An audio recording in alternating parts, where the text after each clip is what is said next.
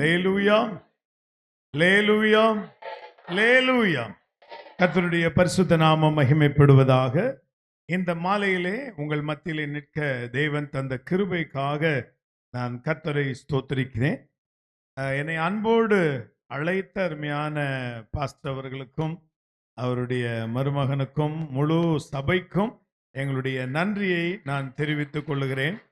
கர்த்தர் உங்களையும் உங்கள் குடும்பத்தையும் உங்கள் ஊழியத்தையும் உங்கள் கிளை ஊழியங்களையும் வெளிநாட்டில் ஊழியம் செய்கிற உங்களுடைய குடும்பத்தின் விதை அங்கே வித்து அங்கே இருக்கிறபடியினாலே அந்த ஊழியத்தையும் கர்த்தர் இன்னும் மேன்மேலும் ஆசீர்வதிப்பாராக. நீங்கள் இப்போது இருப்பதை பார்க்கலாம் 1000 மடங்கு எல்லா விதத்திலும் எல்லா ரீதியிலும் நீங்கள் பெருகுவீர்களாக. ஹல்லேலூயா, ஹல்லேலூயா, ஹல்லேலூயா. ஊழியத்திலே 50 வருடம் என்பது ஒரு சாதாரணமான காரியம் அல்ல. என் தகப்பனார் 1976ஆம் ஆண்டு மதுக்கரையிலே ஒரு எளிய முறையிலே கிராமத்திலே, அந்நாட்களில் பேருந்து வசதிகள்லாம் கிடையாது, மலைக்கடிவாரத்திலே ஊழியத்தை ஆரம்பித்தார். கர்த்தர் சொன்னது போல 20 ஆண்டு அவர் ஊழியத்தை முடித்து தரிசனத்தின்படி முடித்து அவர் தேவராஜ்யம் சென்று விட்டார். ஆனால் அவர் போனாலும் தரிசனம் பெற்றவர் போயிட்டார், ஆனால் தரிசனம் மாறவில்லை. இந்த பிப்ரவரி மாதம் என்னுடைய மகன் பாஸ்டர் பிராங்க்லின் சொன்னது போல 7ஆம் 8ஆம் தேதியிலே 50வது ஆனிவர்சரி நாங்கள் கொண்டாடினோம். கர்த்தர் இந்த 50 ஆண்டு இந்த ஊழியத்திலே எங்களை ஆசீர்வதித்து கொடுத்தார். அந்த நாளிலே அருமையான அன்பு சகோதரர் டாக்டர் பால் தினகரன் அவர்களை அழைத்திருந்தோம். அவர் வந்த உடனே அவர் சொன்ன ஒரு காரியம், தரிசனம் பெற்றவர் 20 ஆண்டு ஊழியம் செஞ்சுட்டு போயிட்டாரு, ஆனா அதுக்கப்புறம் பாஸ்டர் ஜான்சன் இந்த ஊழியத்தை 37 ஆண்டுகள் செய்து கொண்டிருக்கிறார் என்றால் அதையும் நாம் கட்டாயம் அதற்குரிய கனம் செலுத்த வேண்டும் என்று சொன்னார். அந்த ஊழியத்தை பெற்றவர் அவர் தேவனுடைய ராஜ்யத்துக்கு போயிட்டாரு, ஆனா அந்த ஊழியம் நிற்கல. அதுக்கப்புறம் என்னையும் கர்த்தர் பயன்படுத்துகிறார். இப்போ என்னுடைய மகனையும் இந்த ஊழியத்திலே கொண்டு வந்து கர்த்தர் பயன்படுத்தி கொண்டிருக்கிறார். 3 தலைமுறையாக இந்த ஊழியத்தை இந்த 50 ஆண்டுகள் செய்ய கர்த்தர் எங்களுக்கு கிருபை தந்ததற்காக அல்லேலூயா. அப்பதான் அருமையான பாஸ்டர் சொன்னாங்க, இந்த ஏப்ரல் 12ஆம் தேதி நாங்களும் 50வது ஆண்டை நாங்கள் கொண்டாட போறோம். ரொம்ப எனக்கு அது ஒரு பெரிய மகிழ்ச்சி. அப்போ ஒரே மாதிரி நாங்கள் பிரயாணம் செய்து கொண்டிருக்கிறோம்.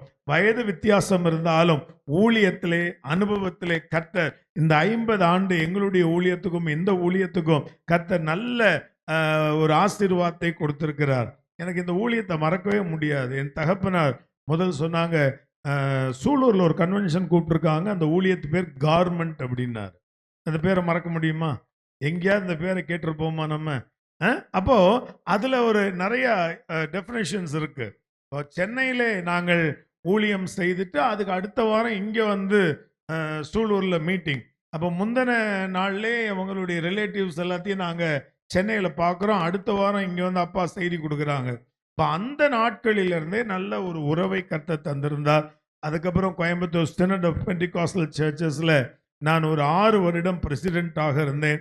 நான் டிஸ்ட்ரிக்ட் பிரசிடென்ட்டாக, அருமையான பாஸ்டர் செல்வராஜ் அவர்கள் சூலூர் பிரசிடென்ட்டாக இருந்தபோது நாங்கள் அடிக்கடி அநேக பாஸ்டர்ஸ்க்கான கூட்டம், கிறிஸ்துமஸ் டைம்ல கூட்டம், அதே போல பாஸ்டர் ஆபிரகாம் ஜெய்சங்கர் அவர்கள் இங்கே வைக்கக்கூடிய அந்த கிறிஸ்துமஸ் டைம்ல உள்ள கூட்டங்கள் எல்லாம் அடிக்கடி இணைந்து இந்த ஊழியத்தை நாங்கள் செய்திருக்கிறோம். இன்று இந்த ஊழியத்திலே இந்த 50வது ஆண்டு செலிப்ரேஷனுக்காக நீங்க ஆயத்தமாயிட்டு இருக்கீங்க. ஏப்ரல் மாதம் அந்த செலிப்ரேஷனை கர்த்தர் அபரிவிதமாய் ஆசீர்வதிப்பாராக, மேன்மையாய் ஆசீர்வதிப்பாராக. அதன் தேவைகளை எல்லாம் கர்த்தர் சந்தித்து தருவாராக. அன்னைக்கு என்னென்னலாம் திட்டம் பண்ணியிருக்கீங்களோ நம்ம செஞ்ச திட்டத்தை விட கர்த்தர் அதை பல மடங்கு மேன்மையாய் மகிமையாய் ஆசீர்வாதமாய் அதன் எல்லா தேவைகளையும் சந்தித்து இந்த கன்வென்ஷன்ல நீங்க மீதம் எடுப்பீங்க, இந்த செலிப்ரேஷன்ல நீங்க மீதம் எடுப்பீர்கள். அல்லேலூயா. ஏன்னா இது ஒரு சாதாரணமான காரியம் அல்ல. 50 ஆண்டுகள் என்பது சாதாரணமான ஒரு காரியம் அல்ல. கர்த்தர் கரம் பிடித்து நடத்தாவிட்டால், கர்த்தர் தரிசனம் கொடுக்காவிட்டால் அந்த ஊழியத்திலே உள்ள வளர்ச்சி தான் இந்த ஆலயம். நிறைய இடத்துல ஊழியங்கள் உண்டு, ஆனா இந்த ஆலயத்தை பார்க்கும் போதே மிக அழகாக தூரத்திலிருந்தே ஒரு சிலுவை, கிட்ட வரும்போதே எல்லாம் சகலமும் திட்டம் பண்ணி, அருமையான பாஸ்டர் இந்த ஆலயத்தை கட்டுவதற்கு முன்பாக அவரும் அவருடைய மருமகன் 2 பேரும் வந்திருந்தாங்க. அவர் சொன்னாரு, எல்லாம் கவர்மெண்ட் ரூல்ஸ் படி தான் நான் செய்வேன், லேட் ஆனாலும் பரவாயில்ல, அரசாங்கம் என்னென்ன சொல்லுதோ எல்லாம் செஞ்சு பக்கா பெர்மிஷன் வாங்கிட்டு தான் ஆரம்பிக்கணும்னு. அதே போல பொறுமையாக ஜெபத்தோடு அரசாங்கத்தோடு போராடுவது சாதாரண காரியம் அல்ல. ஒவ்வொரு சீட்ல உட்கார்றவங்க எப்படிப்பட்டவங்கன்னு தெரியாது. ஆனாலும் அவர்கள் ஜெபத்திற்கு கர்த்தர் பிரதிபலன் கொடுத்து இந்த அழகான ஆலயத்தை கட்டி முடிக்க கர்த்தர் கிருபை செய்தார். அதே போல அதனுடைய ஃபர்ஸ்ட் ஆனிவர்சரியில வந்து செய்தி கொடுக்க கர்த்தர் கிருபை செய்தார்.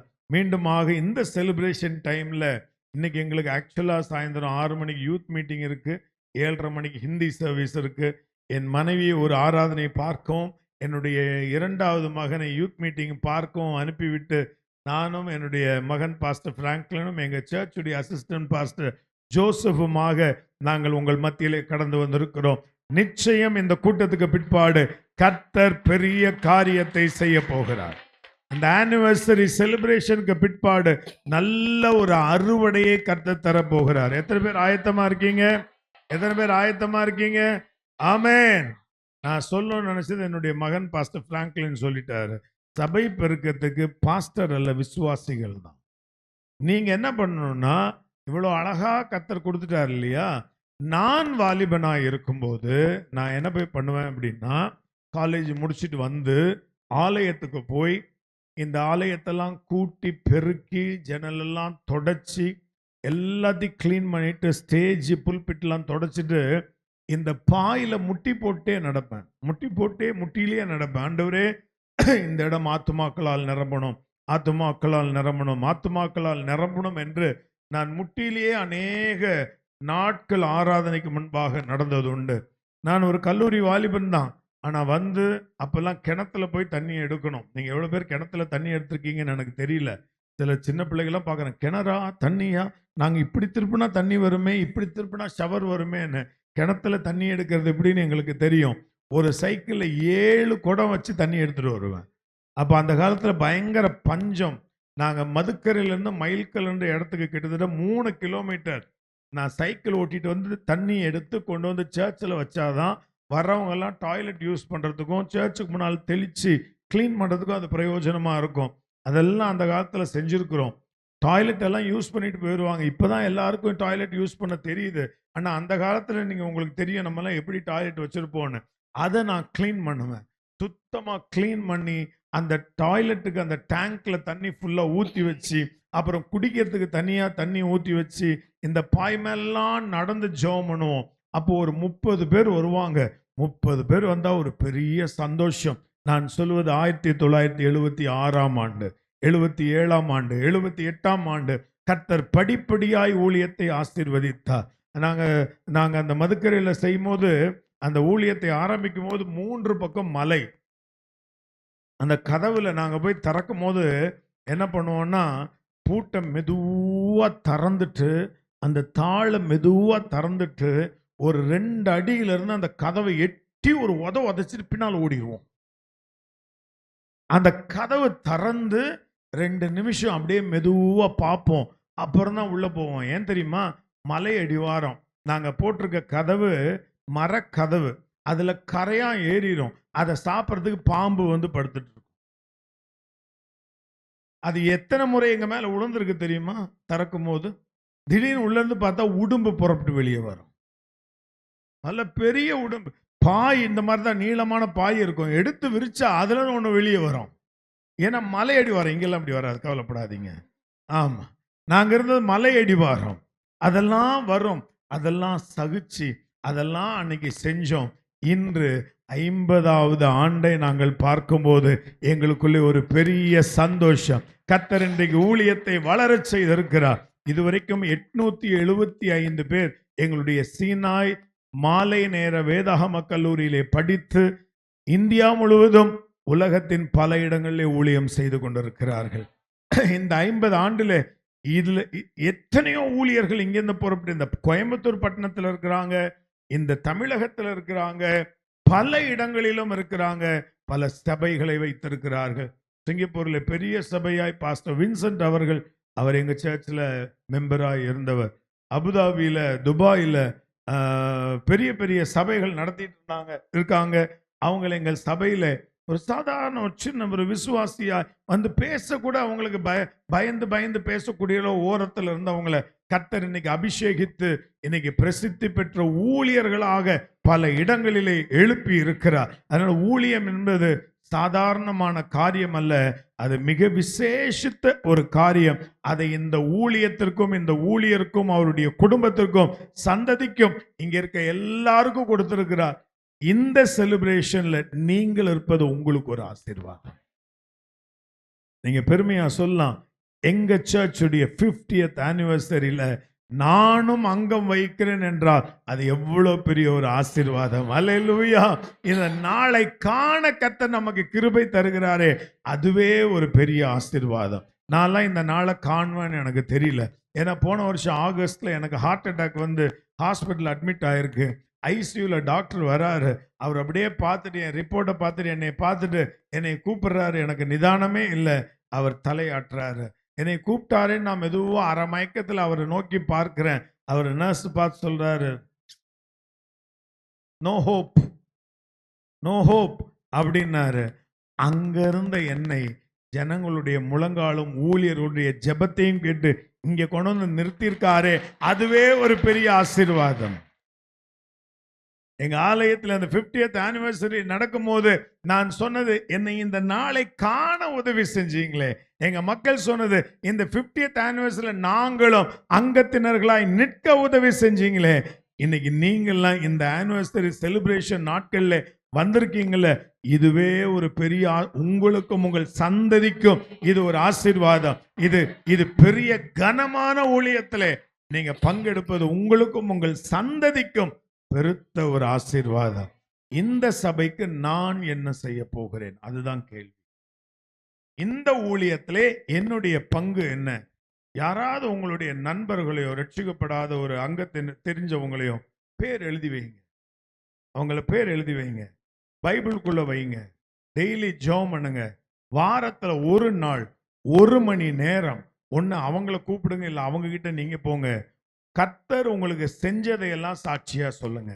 வாரத்துல ஒரே 1 மணி நேரம் நீங்க பேர் எழுதி வச்சு அவங்களுக்காக ஜெபம் பண்ணி டார்கெட் பண்ணி நீங்க போய் அவங்களுக்கு சுவிசேஷத்தை சொன்னீங்கன்னா, இந்த ஆண்டு முடிவதற்குள் இங்க இருக்க ஒவ்வொருவரும் உங்க பக்கத்திலே உங்கள் நண்பர்களையோ உறவினர்களையோ கொண்டு வந்து அமர வைக்கலாம். இந்த சபை 2 மடங்காய் பெருக நீங்க தான் காரணமா இருப்பீங்க. விசுவாசிக்கிறவங்க மாத்திரம் ஆண்டவரை என்னை கொண்டு செய்யும், நான் ஆத்தும ஆதாயத்தை செய்ய கிருபை செய்யுங்க.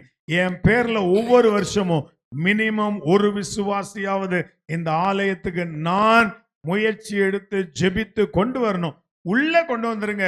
அவங்களை ரட்சிப்பது கர்த்தருடைய கரத்தில் இருக்கிறது. நல்ல கரங்களை தட்டி இந்த ஊழிய நாட்களிலே இந்த ஆனிவர்சரி டைம்ல கர்த்தர் நமக்கும் இதை ஒரு ஆசீர்வாதமாய் நம்மை கொண்டு சபைக்கு நம்மை ஆசீர்வாதமாய் வைக்கும்படி கர்த்தர் நமக்கு கிருபை தருவாராக. ஆமென், ஆமென். இன்றைக்கு நமக்கு ஆசீர்வாதமான ஒரு செய்தியை உங்களோடு நான் பகிர்ந்து கொள்ளும்படியாக விரும்புகிறேன். வாசிக்கலாம் யோபுவுடைய புஸ்தகம் 1ஆம் அதிகாரம் 10ஆம் வசனம். நீர் அவனையும், யோபுவின் புஸ்தகம் 1ஆம் அதிகாரம் 10ஆம் வசனம். நீர் அவனையும் அவன் வீட்டையும் அவனுக்கு உண்டான எல்லாவற்றையும் சுற்றி வேலியடைக்கவில்லையோ, அவன் கைகளின் கிரியை ஆசீர்வதித்தீர். அவனுடைய சம்பத்து தேசத்தில் பெருகிற்று. இந்த மாலையிலே கர்த்தருடைய ஆவியானவர் நமக்கு கொடுக்கக்கூடிய குறிப்பு வசனம் இதுதான். இது நம்முடைய வாழ்க்கையிலே நிறைவேற போகிறது. இது ஊழியர் குடும்பத்திலே நிறைவேற போகிறது. சபை எல்டர்ஸ் உடைய வீட்டிலே நிறைவேற போகிறது. விசுவாசிகள் வீட்டிலே நிறைவேற போகிறது. நீங்கள் ஆதரிக்கும் கிளை சபைகளிலே நிறைவேற்ற கர்த்தர் ஆயத்தமாய் இருக்கிறார். அல்லேலூயா. இந்த வசனத்திலே 3 காரியத்தை பார்க்கிறோம். வாசிக்கலாம். நீர் அவனையும் அவன் வீட்டையும் அவனுக்கு உண்டான எல்லாவற்றையும் சுற்றி அடைக்கவில்லையோ? வேலி அடைக்கவில்லையோ? வேலி அடைக்கவில்லையோ? வேலி அடைத்து பாதுகாக்கும் கர்த்தர் நம்முடைய தேவனாயிருக்கிறார். நம்மையும் நமக்கு உண்டான எல்லாவற்றையும் வேலி அடைத்து பாதுகாக்கிற தேவன். பக்கத்துல பார்த்து சொல்லுங்க, உங்களையும் உங்கள் குடும்பத்தையும் உங்கள் வீட்டையும் உங்கள் உடைமைகளையும் வேலி அடைத்து பாதுகாக்கிற தேவன். அல்லேலூயா. நம்மை வேலி அடைத்து பாதுகாக்கிற தேவன். நான் பாஸ்டர் கேட்டேன், ஏதாவது டாபிக்ல பேசணுமா பாஸ்டர்? இல்ல இது தேங்க்ஸ் கிவிங் தான். கர்த்தர் ஆவியானவர் உங்களை எப்படி ஏவுறாரோ அப்படி பேசுங்கன்னாரு. அப்ப இந்த தேங்க்ஸ் கிவிங்ல முதல்ல நம்ம கர்த்தருக்கு நன்றி சொல்ல போகிறோம். இந்த ஊழியத்தை 50 ஆண்டு வேலியடைத்து பாதுகாத்தார். 50 ஆண்டு விசுவாசிகளை வேலியடைத்து பாதுகாத்தார். 50 ஆண்டு ஊழியரை வேலியடைத்து பாதுகாத்தார். அவருடைய குடும்பத்தை வேலியடைத்து பாதுகாத்தார். இந்த சபையை சேர்ந்தவருடைய குடும்பத்தை வேலியடைத்து பாதுகாத்தார். அல்லேலூயா. அதுக்காக கர்த்தருக்கு நன்றி சொல்லணுமா வேண்டாமா? நன்றி சொல்லணுமா வேண்டாமா? நான் நன்றி சொல்ல விரும்புகிறேன்றவங்க நல்ல கை தட்டி ஒரு 30 செகண்ட்ஸ்.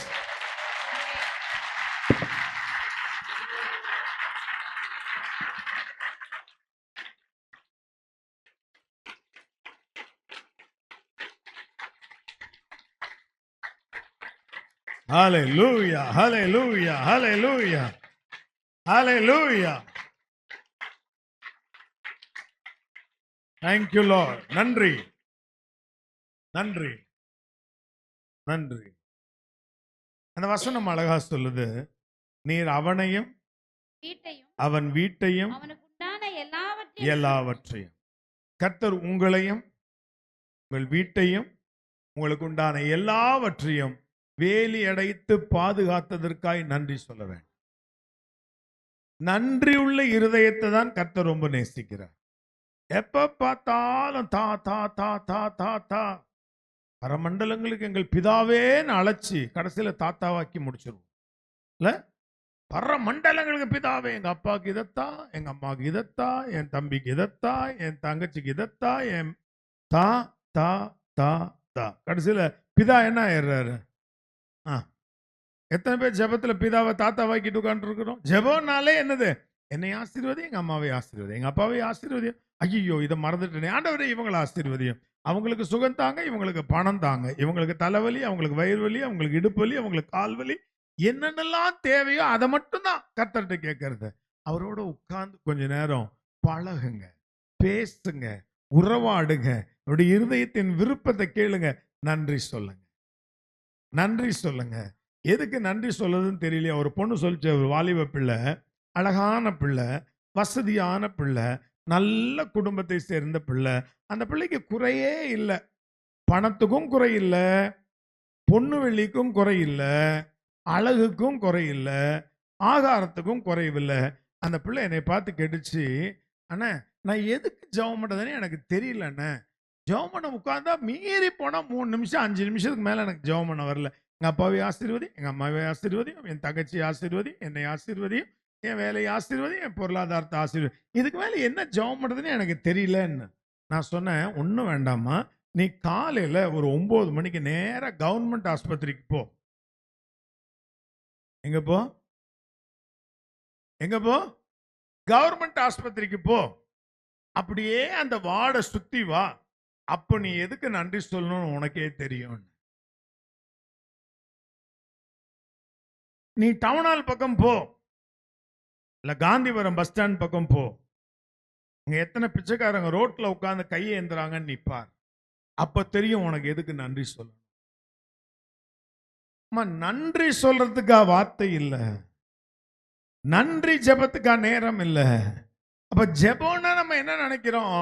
எனக்கு தாங்க ஆண்டவரே, எனக்கு தாங்க ஆண்டவரே, இதுதான் ஜெபம் நம்ம நினைக்கிறோம். இல்ல, அவரோடு உறவாடுவது, அவருக்கு நன்றி, டெய்லி நன்றி சொல்லுவது. காலைல எந்திரிச்சோன்னு இந்த நாளை தந்தீங்களே நன்றி, இந்த வருஷத்தை தந்தீங்களே நன்றி. எத்தனை பேர் இந்த வருஷத்தை காணணும்னு நினைச்சாங்க, காண முடியல. இந்த நாளை காணணும்னு நினைச்சாங்க, முடியல. ஆனா நான் இருக்கிறேனே, இதுக்காகவே நன்றி. அல்லேலூயா, அல்லேலூயா. சில பேர்ல நான் பார்த்திருக்கேன், போகும்போது சிலிண்டரை தூக்கிட்டே போறாங்க. என்ன சிலிண்டர்? ஆக்சிஜன். அவங்க வீல் சேர்ல கூட்டு போறாங்க, பக்கத்திலே ஒரு சிலிண்டர் வச்சிருக்கிறாங்க.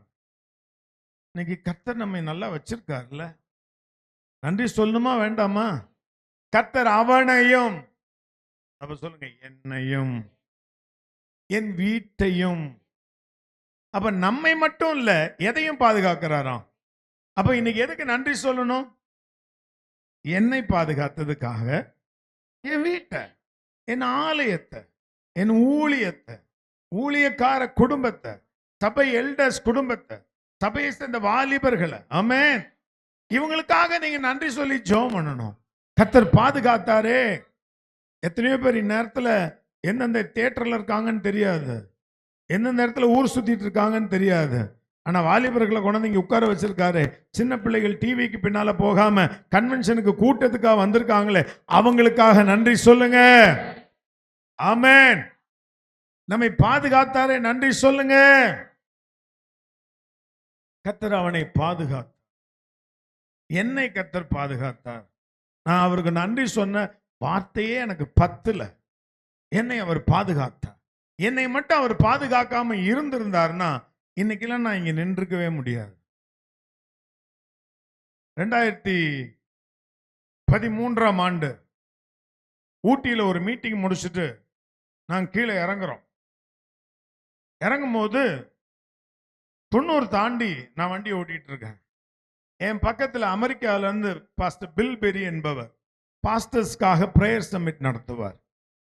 பேக் சீட்ல பாஸ்டர் சைமன் என்பவர், அவர் சென்னையில் இருக்கிறார்.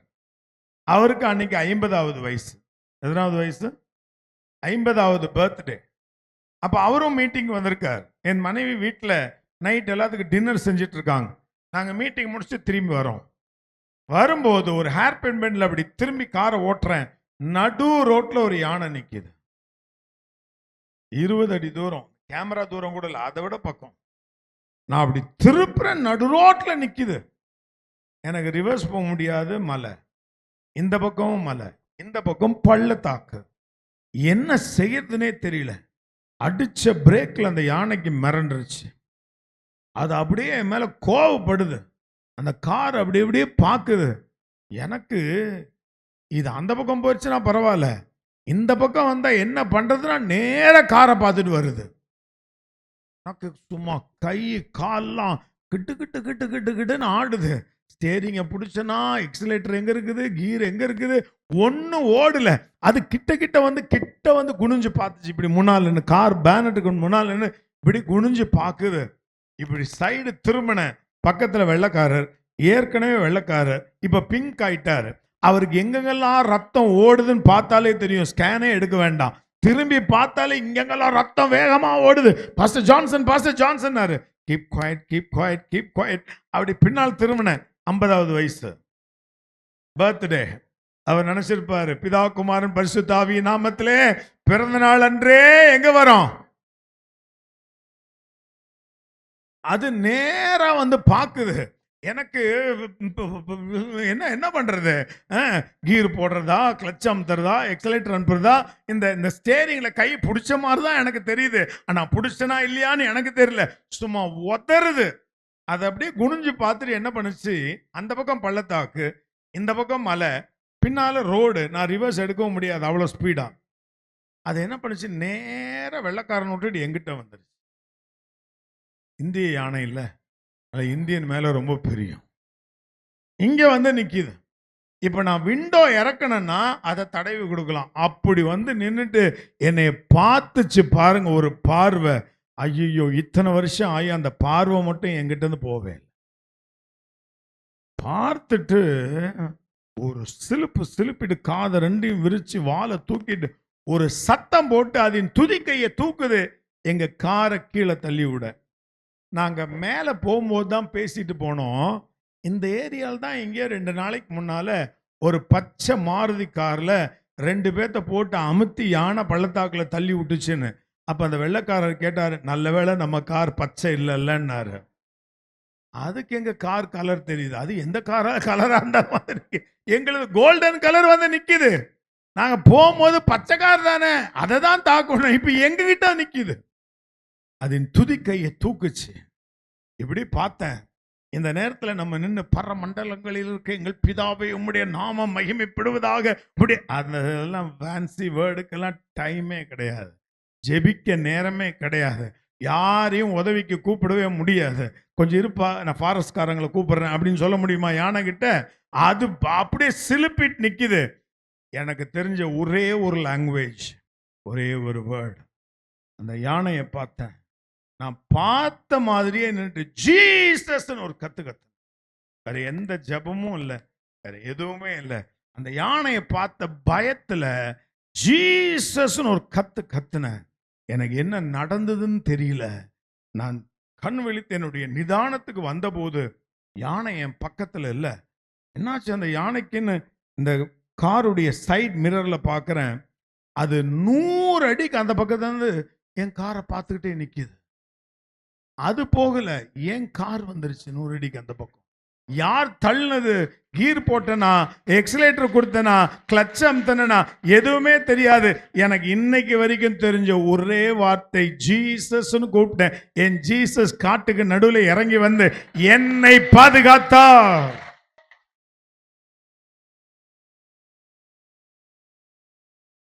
அந்த யானை மட்டும் அன்னைக்கு கை வச்சிருந்தா நான் இல்லை, பாஸ்டர் பில்பெரி இல்லை. 50வது பிறந்த நாள் அன்னைக்கே அவரும் அந்த பள்ளத்தாக்குல உருட்டி இருக்கும். நான் ஜீசஸ் என்ற வார்த்தை நான் சொல்லாம இருந்தா அடுத்தது அந்த யானை எங்க காரை தள்ளி இருக்கும்.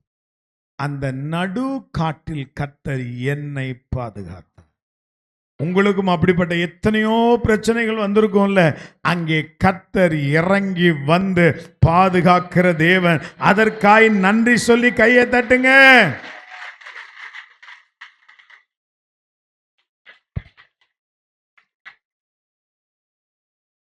நீங்க எல்லாம் எத்தனையோ பேர் யானையை டிவியில பார்த்துருப்பீங்க, நியூஸ் எல்லாம் பார்த்துருப்பீங்க இல்லையா?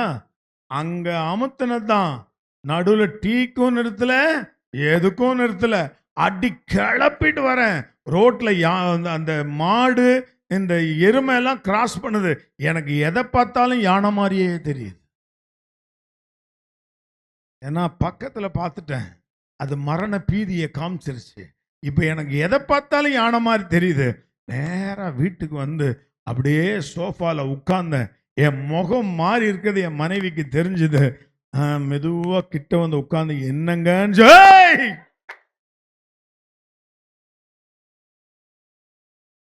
எனக்கு கிட்ட வந்ததும் யானை மாதிரி இருக்கு, முன்னால போனதும் யானை மாதிரி இருக்கு, கிராஸ் பண்ணதும் யானை மாதிரி இருக்கு. நான் சொன்னேன், சரி சரி நீ முதல் டிவி ஆன் பண்ண, ஏதோ ஒன்று பார்க்கணுமே, டிவி ஆன் பண்ண. கரெக்டா ஆன் பண்ணா எனக்கு முன்னால பார்த்தவங்க நல்லவங்க டிஸ்கவரி சேனல் பார்த்துட்டு வச்சிருக்கிறாங்க. என் பிள்ளைக்கு தான் அவங்க டிஸ்கவரி சேனல் பார்த்துருக்காங்க. ஆன் பண்ண உடனே ஒரு யானை பக்கத்தில் இருக்க பாகனை பிடிச்சி அடிக்குது கீழே. சேஞ்ச் சேனல் மாத்து, சேனல் மாத்து. அடுத்த சேனல் என் மனைவிக்கு, ஏன் என்னாச்சு நீ மாத்து சேனல். அடுத்த சேனல் போட்டா நேஷனல் ஜியோகிராஃபி. யானை ஒருத்தர் துரத்திட்டு போகுது. அவனை கொண்டு போய் செவுத்தோட முட்டி ஒரு அமுத்து, அவன் போனமா விழுந்துட்டான். மாத்து மாத்து, இல்லைன்னா ஆஃப் பண்ணு. இல்ல உங்களுக்கு என்னதான் ஆச்சு, ஏன் இப்படி இருக்கீங்க? இல்ல யானையை நான் பார்த்துட்டேன், அது மரணத்தை எனக்கு காமிச்சிருச்சு. ஆனா என் கர்த்தர் என்னை பாதுகாத்து ஜீவனை கொடுத்து விட்டார். ஆகஸ்ட் 25ஆம் தேதியை மறக்கவே முடியாது. அந்த நாளிலே நடுக்காட்டிலே எனக்கு ஒரு ஆபத்து வந்தது. நான் கூப்பிட்டா ஒருவரும் துணைக்கு வரக்கூடாத ஒரு நிலைமையிலே கூப்பிட்ட குரலுக்கு சிங்காசனத்திலிருந்து இறங்கி வந்த ஆண்டவர் என்னை பாதுகாத்தா.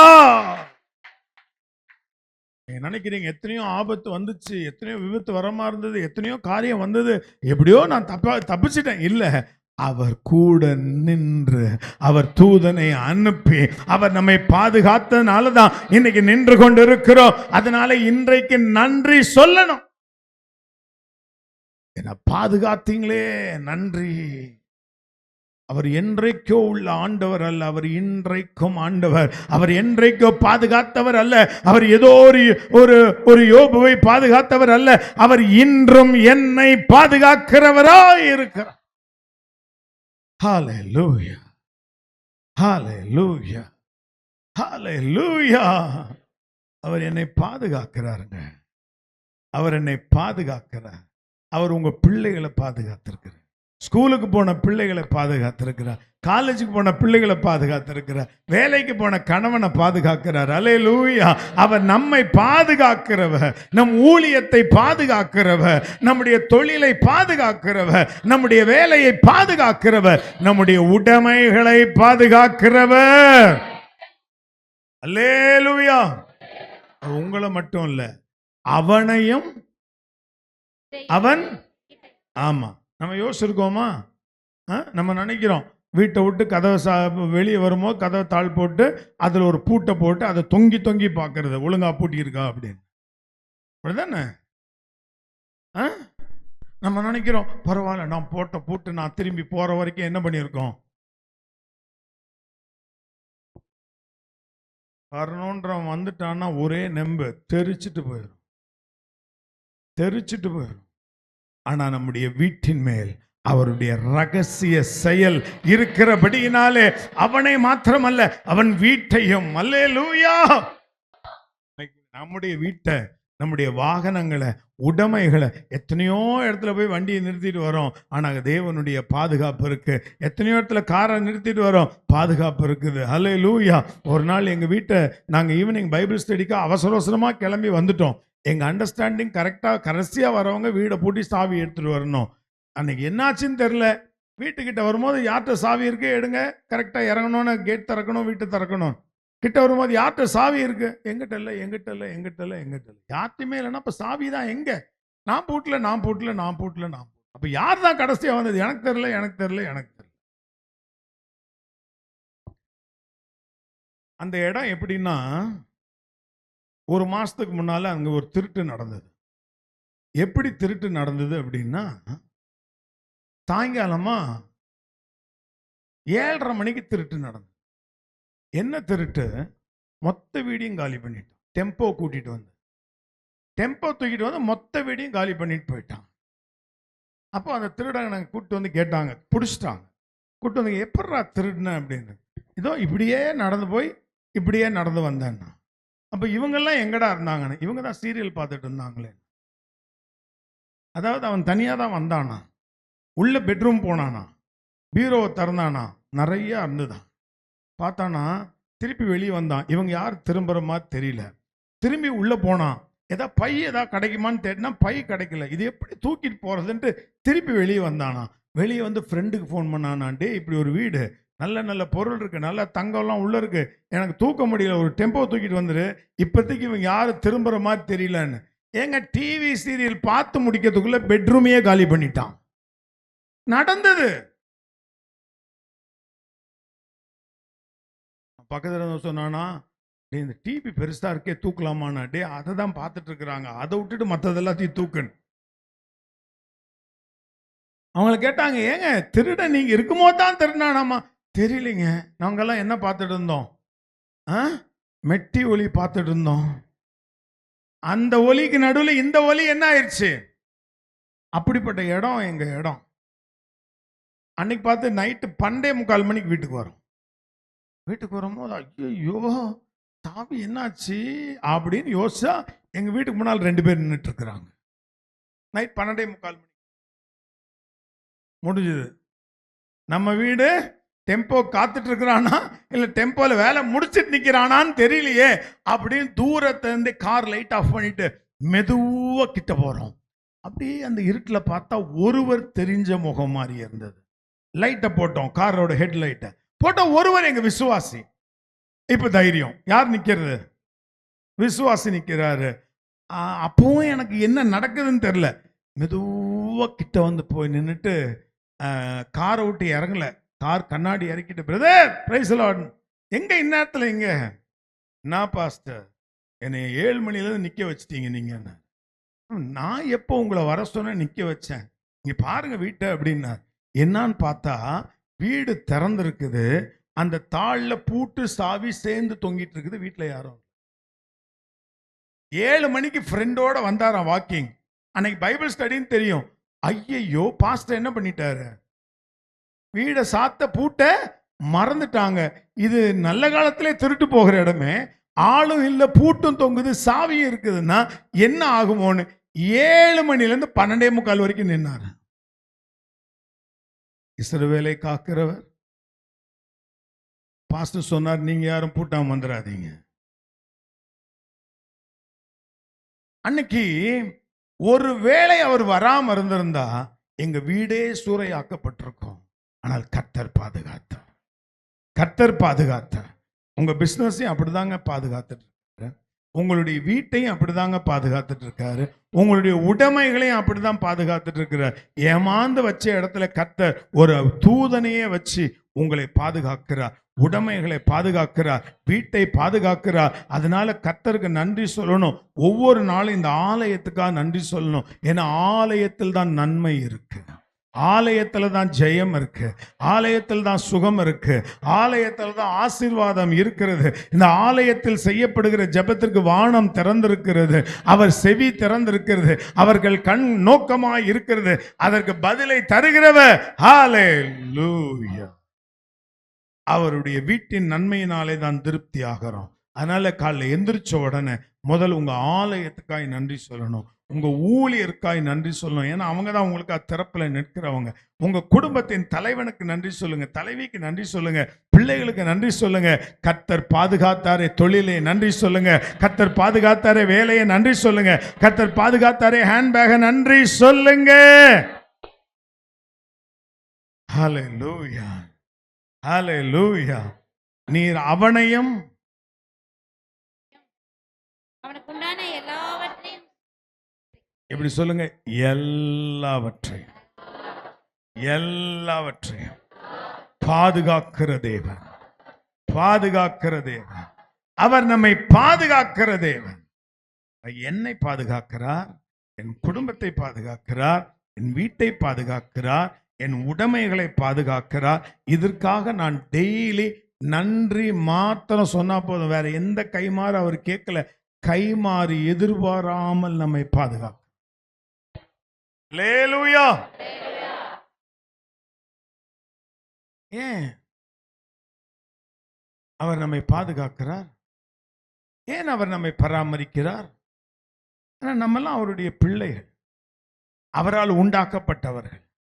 இஸ்ரவேலே, நீ என்னால், ஏன் நான் உன்னை உருவாக்கினேன், நான் உன்னை உருவாக்கினேன், நான் உருவாக்கினவனே என் நாளிலே என் ராஜ்யத்திலே சேர்க்கும் வரைக்கும் நீ என்னால் மறக்கப்படுவதில்லை. உன் குடும்பம் என்னால் மறக்கப்படுவதில்லை, உன் தொழில் என்னால் மறக்கப்படுவது இல்லை, உன் பிள்ளைகள் என்னால் மறக்கப்படுவது இல்லை. ஹல்லேலூயா. இதுக்காகவே கர்த்தருக்கு நன்றி சொல்லுங்க. முதலாவது வேலி அடைத்து பாதுகாக்கிற தேவன். இரண்டாவதாக அந்த வசனம் சொல்லுகிறது, அவன் கைகளின் கிரியையை ஆசீர்வதித்து. எதை ஆசீர்வதித்து? நம்ம கையை பார்த்து சொல்லணும், கையே உன் கிரியைகளை கர்த்தர் ஆசீர்வதித்திருக்கு. உன் சாமர்த்தியம் அல்ல, உன் ஞானம் அல்ல, கர்த்தர் கிருபை, கர்த்தர் கிருபை. இந்த கையிடும் வேலையை கர்த்தர் ஆசீர்வதித்தார். சில பேருடைய கை விளங்காது, சில பேர் எங்க கை வச்சாலும் அங்க விளங்காது. அப்படிப்பட்ட கையை தான் இன்னைக்கு அவர் ஆசீர்வதிச்சிருக்கிறார். அல்லேலூயா, அல்லேலூயா. ஒருவேளை அப்படி விளங்கலன்னா, இதுவரைக்கும் உங்க கையில ஆசீர்வாதம் இல்லைன்னா இன்னைக்கு உரிமை பெற்றுக்கொள்ளுங்க. அவர் என் கரத்தின் கிரியையை ஆசீர்வதிக்கிறவர். அவர் ஆசீர்வதித்தால் அதை யாரும் தடுக்க முடியாது, அவர் கொடுத்தால் யாரும் எடுக்க முடியாது. என் கை அப்படிப்பட்ட கை. யோசேப்பு காரிய சித்தி உள்ளவனாய் இருந்தது போல இன்று முதல் என் கரமும் காரிய சித்தி உள்ள கரமாய் மாறும் என்று விசுவாசிக்கிறவங்க கரம் தட்டி கர்த்தரை மகிமைப்படுத்துங்க.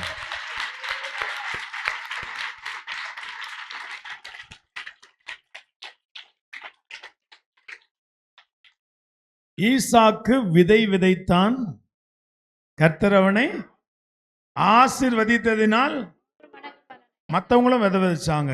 ஆனா இந்த கை விதைச்சதுக்கு தான் 100 மடங்கு. அல்லேலூயா. எத்தனையோ பேர் உங்களை மாதிரி உங்களோட சேர்ந்து வேலை செய்வாங்க.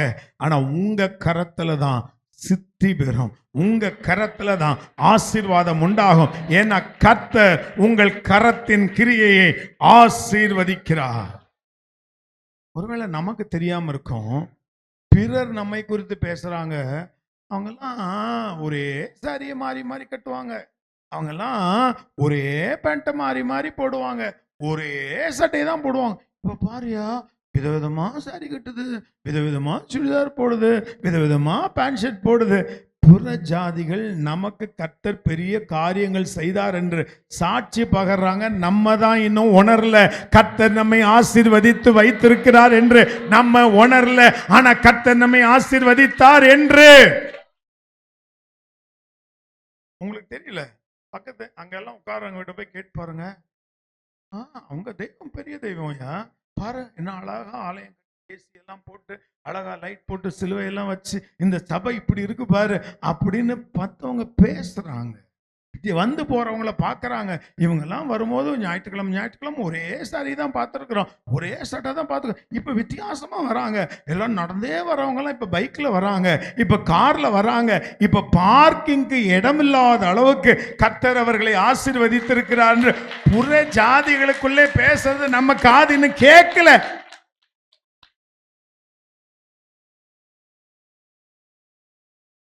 கர்த்தர் அவன் கைகளின் கிரியையை ஆசீர்வதித்திருக்கிறார்.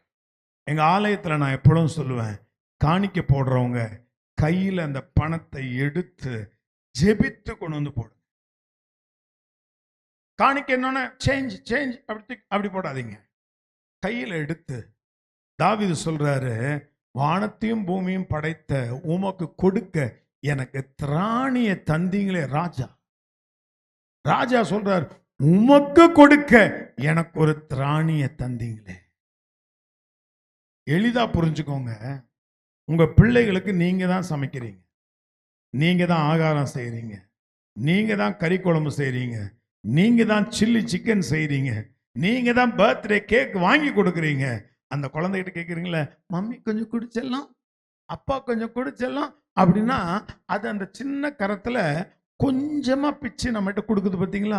அதை வாங்கிட்டு நல்லா இருக்கு, டேஸ்டா இருக்கு, தேங்க்யூ. எல்லாமே நம்மளோட தான். நமக்கு பர்த்டேக்கு கிஃப்ட்னு கொடுக்குறாங்கல்ல, அது நம்மகிட்ட நியூட்ரல் அடிச்சது தான். ஆனா அந்த சின்னதை நம்ம வாயில ஊட்டும் போது அந்த பிள்ளை மேல எவ்வளவு சந்தோஷமா இருக்குமே. கர்த்தர் தான் எல்லாத்தையுமே கொடுக்கிறாரு, ஆனா அவருக்கு நம்ம திரும்ப கொஞ்சம் தான் கொடுக்கிறோம். அதில் அவர் பிரியப்படுகிறவர், அவர் சந்தோஷப்படுகிறவர். அல்லேலூயா, அல்லேலூயா. எங்க அப்பா பெரிய ஒர்க் ஷாப் வச்சிருந்தாங்க. ஒரு நாளைக்கு 72, 73, 74 ஆண்டெல்லாம் ஒரு நாளைக்கு 1000 ரூபாய் சம்பாதிப்பான். இன்றைக்கு 1000ன்றதே பெருசு, ஆனா அன்னைக்கு 1000 ரூபாய் சம்பாதிப்பான். அள்ளி கொடுப்பாங்க எல்லாத்துக்கும். எங்க அப்பா டிஎல்சி மெம்பர், நல்லா ஸ்மோக் பண்ணுவார். அவருக்கு ஆகாரமே டீயும் தம்மும் தான். எங்க அம்மா விதவிதமா சமைச்சு கொடுப்பாங்க. வரவங்களுக்கெல்லாம் கொடுத்துட்டு இவர் பாட்டுக்கு தம் அடிச்சுட்டு ஒரு டீயை குடிச்சிட்டு அப்படியே வேலை செஞ்சுட்டே இருப்பார். சில நேரத்தில் அந்த மிஷின் எடுக்கிறதுக்கு சிகரெட்டை பக்கத்தில் வச்சிருவார். அந்த மிஷின் எடுத்து வச்சுட்டு சிகரெட்டை எங்க வச்சோம் மறந்துட்டு அந்த சிகரெட்டை தேடுறதுக்கு நேரம் இல்லாம அடுத்த சிகரெட்டை வாயில வச்சு குடிச்சிக்கிட்டே பழைய சிகரெட் எங்கன்னு தேடுவார். அப்படி ஒரு சிகரெட். அப்புறம் டீ, எப்ப பார்த்தாலும் ஒரு ஆஃப் டம்ளர் டீ, சூடா டீயோ காஃபியோ குடிச்சுக்கிட்டே அவங்களுடைய வேலையை நடத்தினாங்க. ஆயிரங்கள் சம்பாதிப்பாங்க. ஊழியத்துக்கு வந்துட்டோம். கர்த்தருடைய வார்த்தையை கேட்ட உடனே அப்படியே அந்த ஒர்க் ஷாப்பை க்ளோஸ் பண்ணிட்டு வந்தாங்க. நான் 4ஆம் வகுப்பு படிக்கிறேன், என் தம்பி 2ஆம் வகுப்பு, என் தங்கை ப்ரீகேஜி. கர்த்தரை நம்பி அந்த ஒர்க் ஷாப்பை தாழ் போட்டு வந்தாங்க. காசு இல்லை, ஆகாரத்துக்கு வழி இல்லை. அன்னைக்கெல்லாம் 5 பைசா காணிக்க கொடுப்பாங்க. எங்க அப்பாவுக்கு ஊழியம் ஆரம்பிச்சப்போ வந்த காணிக்கை 25 பைசா 4 நாள் வாங்க. அந்த 25 பைசா அது ரொம்ப காலமா வச்சிருந்தான். காசு இருக்காது, வெளியாட்டையும் கேட்கவும் மாட்டான். ஃபர்ஸ்ட் டைம் எங்க வீட்டுக்கு 2 ஊழியக்காரங்க வந்திருக்காங்க. எங்க அப்பாவை தேடி, ஐயா நாங்க ஒர்க் ஷாப் வரும்போதெல்லாம் எங்களுக்கு அள்ளி அள்ளி கொடுப்பீங்க, நீங்க ஊழியத்துக்கு வந்துட்டீங்கன்னு கேள்விப்பட்டோம், உங்களுக்காக நாங்க ஜெபம் பண்ணியிருக்கோம், எப்ப பார்த்தாலும் நாங்க வந்தோன்னே சிகரெட்டை கொண்டு போய் ஒளிச்சு வச்சிருவீங்க, அப்ப நாங்க ஜெபம் பண்ணிட்டு போனோன்னே நீங்க குடிப்பீங்க, பயங்கர செயின் ஸ்மோக்கர்னு தெரியும், ஆனா ஊழியத்துக்கு அள்ளி கொடுப்பீங்க, நீங்க ஊழியத்துக்கு வந்துட்டீங்க, உங்களை பார்க்கலான்னு வந்தோங்க. அவங்களுக்கு டீ வாங்கணும். அப்போ நான் 4வது படிக்கிறேன். என்னை பார்த்து எங்க அப்பா சொல்றாங்க, டே சித்தப்பா வீட்டில் போய் ஒரு ரூபா வாங்கி அந்த கடையில போய் ஒரு 2 டீ வாங்கிட்டு வா. சித்தப்பா வீட்டில் போய் ஒரு ரூபா வாங்கிட்டு அந்த கடையில போய் 2 டீ வாங்கிட்டு வா. ஒரு டீ விலை 20 பைசா. அப்ப நான் நேர சித்தப்பாட்ட போறேன். சித்தப்பா அப்பா ஒரு ரூபா கேட்டாங்க, 2 ஊழியக்காரங்க வந்திருக்காங்களாம், டீ வாங்குறது கேட்டாங்க. எங்க சித்தப்பா சொல்றாரு, உங்க அப்பா தான் கர்த்தர் அழைச்சாருன்னு சொன்னார்ல, அந்த கர்த்தர்கிட்டயே போய் கேட்க. எங்க சித்தப்பாக்கு எங்க அப்பா மேல உயிர். ஏன்னா எங்க அப்பாவுடைய அம்மா அவர் 16 வயது இருக்கும்போது மரித்து போயிட்டாங்க, ராங் ட்ரீட்மெண்ட். அதுக்கு கீழே 4 தம்பி. இந்த 4 தம்பிகளையும் அவர் 10th படிக்கும் போது தாயை இழந்தபடினாலே 4 தம்பியும் அவர் தான் வளர்த்தினாரு, அவர் தான் திருமணம் பண்ணி வச்சார். உழைப்பார், அதுலதான் அவர் சிகரெட்டுக்கு அடிமையா, டீக்கு அடிமையானார். அவ்வளவு மரியாதை கொடுக்கிறவங்களுக்கு 3 குழந்தைகளை வச்சுட்டு இப்படி அண்ணன் வந்துட்டாங்களே, போய் கர்த்தர்கிட்ட கேட்க சொல்லு. சின்ன பையன் தானே, 4வது படிக்கிறேன், எவ்வளவு பெருசு இருப்பேன் யோசிப்பார். நேரா வந்தேன், எங்க அப்பா கேட்டேன், என்னாச்சுப்பா? அப்பா காதுல போய் சொன்னேன், சித்தப்பா சொல்றாங்க கர்த்தர்கிட்டயே கேட்கணும் அம்மா. எங்க அப்பா உடஞ்சிட்டாங்க. சரின்ட்டு பின்னால வந்து என்னை கூப்பிட்டு சொன்னாங்க, டே அந்த டீ கடையில போய் அவன் ஏட்டா ஏட்டான்னு கூப்பிடுவோம் ஒரு மலையாளி, அந்த சேட்டாங்கிட்ட சொல்லு, அப்பா ஒரு டீ கேட்டாங்க, 2 மணி நேரம் கழிச்சு காசு கொடுக்குறாங்களாமா. ரொம்ப பழக்கப்பட்டவர்.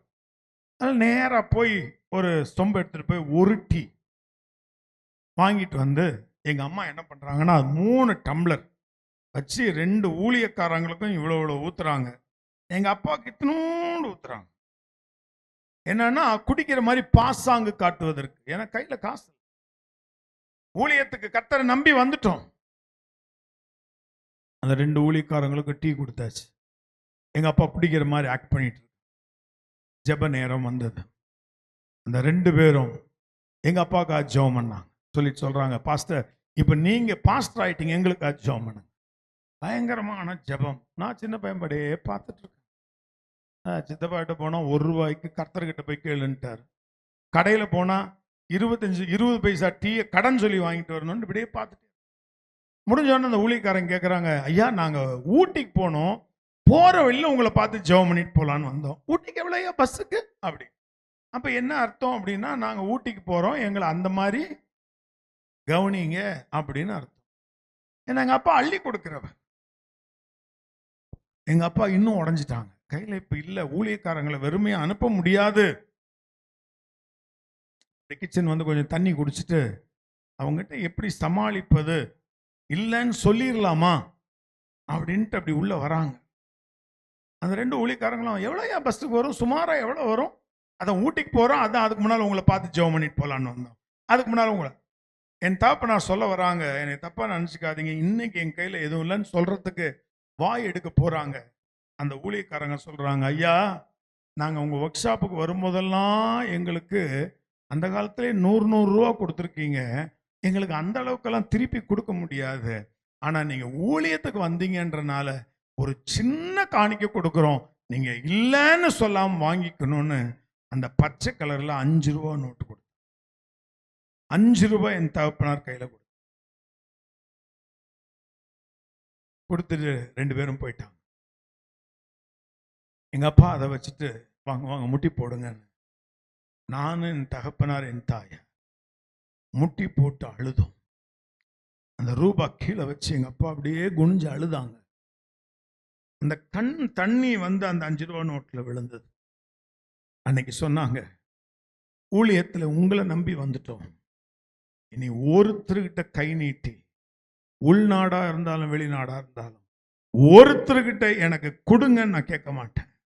நீங்க கொடுத்தா சாப்பிடுவோம், இல்லைன்னா ஊழியத்துல சாவோமே தவிர ஒருத்தருகிட்டயாவது இனி எங்க கையை நீட்ட மாட்டோம். ஆண்டவரே, எங்கள் கரத்தின் பிரயாசத்தை ஆசீர்வதித்தால் நாங்கள் சாப்பிடுவோம், இல்லாவிட்டால் உம்மை நம்பி சாவோம் என்று அன்று முட்டி போட்டது எனக்கு இன்று வரை ஞாபகம். அன்னையிலிருந்து கர்த்தர் எங்களை ஆசீர்வதித்தார். அன்னையில எங்கள் ஊழியம் ஆசீர்வாதமா இருந்தது. அன்னைக்கு ஒரு டீ வாங்க காசு இல்லை, ஆனா இன்னைக்கு ஆயிரக்கணக்கான மக்களுக்கு நன்மை செய்கிறவர்களாய் கர்த்தர் எங்களை வச்சிருக்க.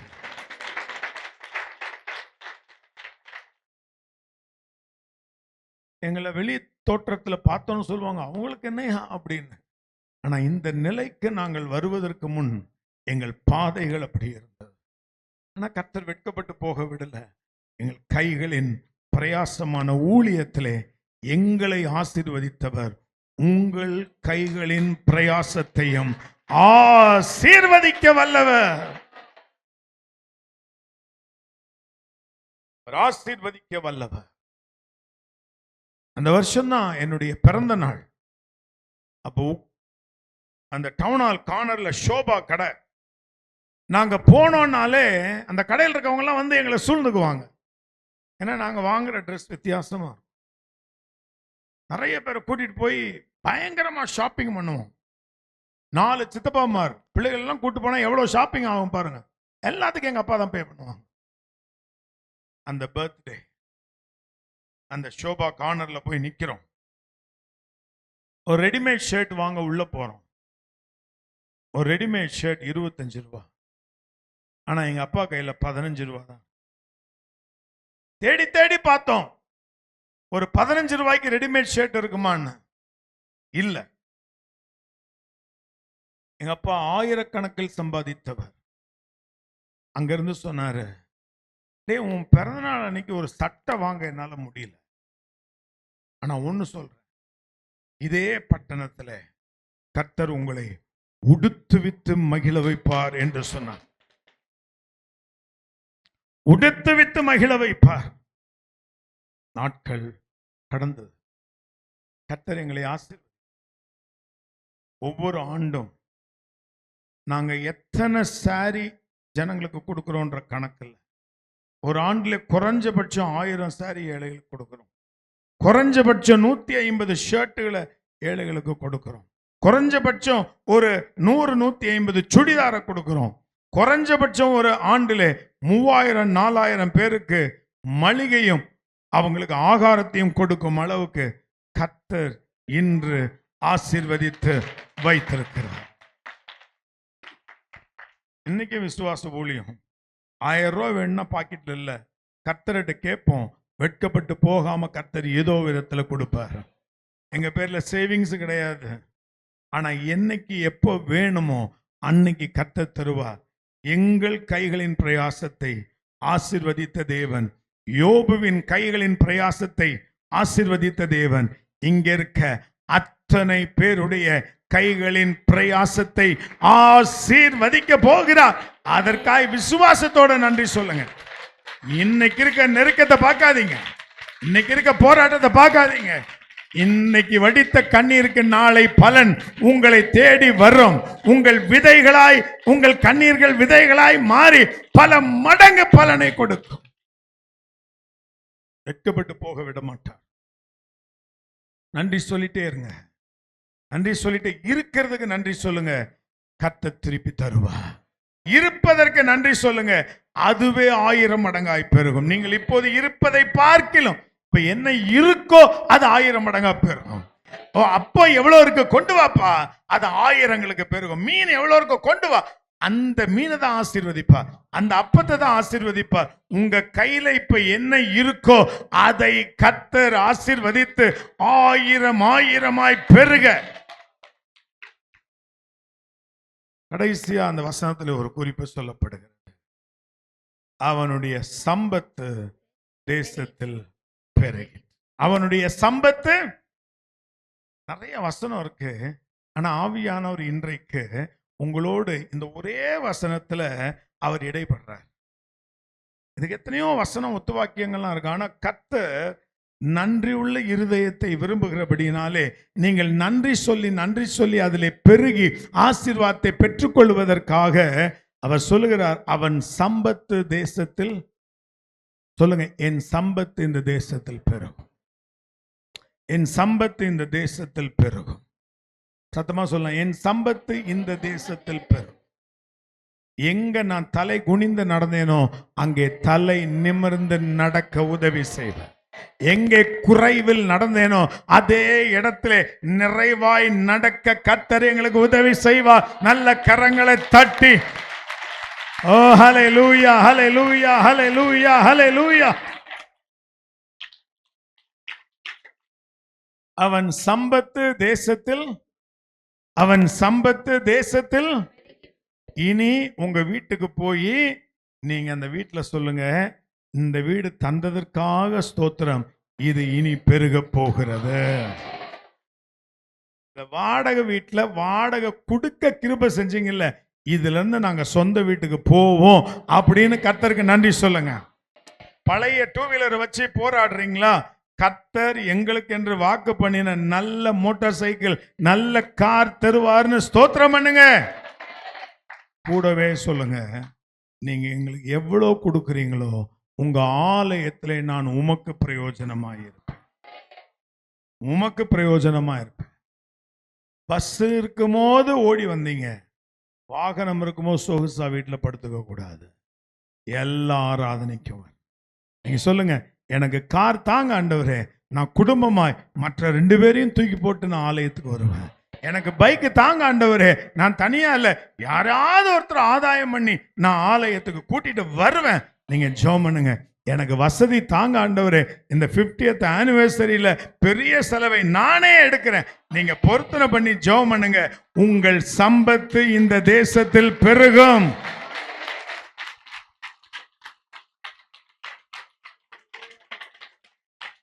பெருகும், பெருகும், சம்பத்து பெருகும், உங்கள் சம்பத்து பெருகும். ஹல்லேலூயா, ஹல்லேலூயா, ஹல்லேலூயா.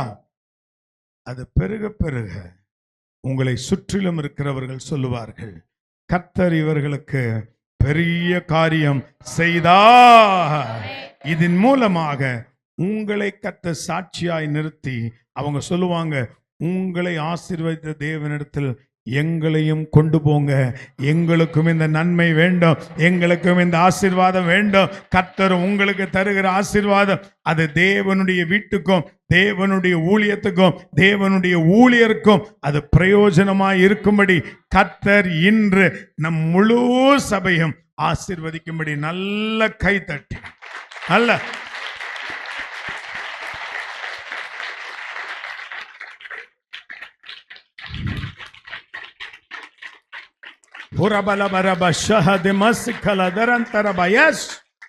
ஒவ்வொருவர் மேலும் இந்த ஆசீர்வாதம் இறங்குகிறது, ஒவ்வொருவர் மேலும் இந்த நன்மை இறங்குகிறது. விசுவாசிக்கிறவன் பாக்கியவான், விசுவாசிக்கிறவள் பாக்கியவதி. நீங்கள் பெற்றுக் கொள்ளுவீர்கள். உங்கள் வீடு உடைமைகள் பாதுகாக்கப்படும், உங்கள் சரீரம் தேவ ஆலயம் அது பாதுகாக்கப்படும், உங்கள் பிள்ளைகள் பாதுகாக்கப்படுவார்கள், அவர்கள் உங்கள் வித்து பாதுகாக்கப்படுவார்கள். நீங்கள் கால் வைக்கும் எந்த இடத்திலும் பாதுகாப்பு உண்டாகும், நீங்கள் கையிடும் எந்த வேலையிலும் ஆசீர்வாதம் உண்டாகும். இந்த தேசத்திலே உங்கள் சம்பத்து பெருகும், பெருகும், பெருகும், பெருகும். இந்த ஊழியம் பெருகும், இந்த ஊழியம் பெருகும். ஆத்தும பெருக்கம் உண்டாகும், நன்மை பெருகும், கிருபை பெருகும், சமாதானம் பெருகும், சந்தோஷம் பெருகும். பெருக்கத்தின் அபிஷேகத்தை தருகிறார், ஒரு பெருக்கத்தின் அபிஷேகம். ஆத்துமாக்கள் பெருகுவார்கள், மந்தை பெருகுவது போல இந்த சபையிலே ஆத்துமாக்கள் பெருகுவார்கள் என்று விசுவாசிக்கிறவங்க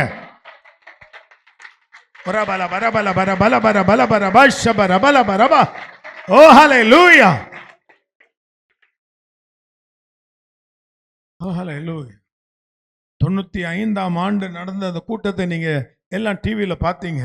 அன்றைக்கு இருக்கிற அதே ஆவி காலேபோடு இருந்தது போல, அருமையான பாஸ்டர் இடத்துல அன்னைக்கு இருந்தது போல இன்னைக்கும் அதே வல்லமை, அதே ஆவி, அதே பலம் ஓ ஹல்லேலூயா. வருஷம் போகலாம், வயசு போகுதுன்னு சொல்லலாம். இல்ல, கர்த்தருடைய ஆவியானவர் இறங்கினா அந்த பலன் இன்றைக்கும் அருமையான ஊழியருக்கும் அவருடைய குடும்பத்துக்கும் அவருடைய பிள்ளைகளுக்கும் அவருடைய சந்ததிக்கும் இந்த பலன் உண்டாகும்படி, காண்டாமிருகத்துக்கு ஒத்த பலன், காண்டாமிருகத்துக்கு ஒத்த பலன். அன்னைக்கு இருந்த நிலையும் கர்த்தர் இன்னைக்கு வச்சிருக்கிற நிலையும் பாருங்க.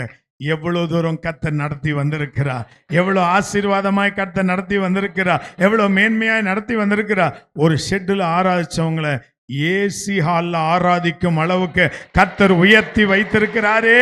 நன்றி, நன்றி, நன்றி, நன்றி, நன்றி. இவ்வளோ பெரிய ஊழியத்தில் எனக்கும் ஒரு பங்கு கொடுத்திருக்கிறாரே. கரம் தட்டி நன்றி சொல்லுங்க. நானும் என் வீட்டாரும் இந்த ஆலயத்திலே தேவனை சேவிக்க உதவி செஞ்சாரே. நன்றி. 50th anniversary-ல என்னுடைய பங்கும் இருக்குது. அதற்காய் கரங்களை தட்டி நன்றி.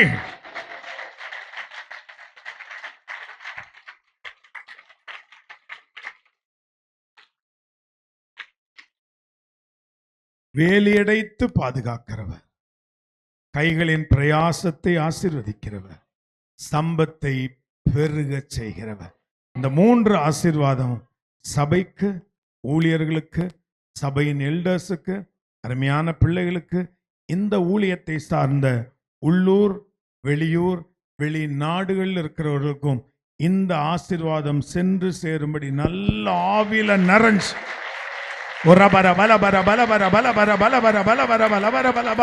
உம்முடைய வீட்டின் நன்மையினால் திருப்தியாக்கும், உம்முடைய வீட்டின் நன்மையினால் திருப்தியாக்கும், இந்த ஆலயத்தின் சம்பூர்ணத்தினால் திருப்தியாக்கும். 50 ஆண்டு வந்த ஊழியத்தை ஆசீர்வதியும்.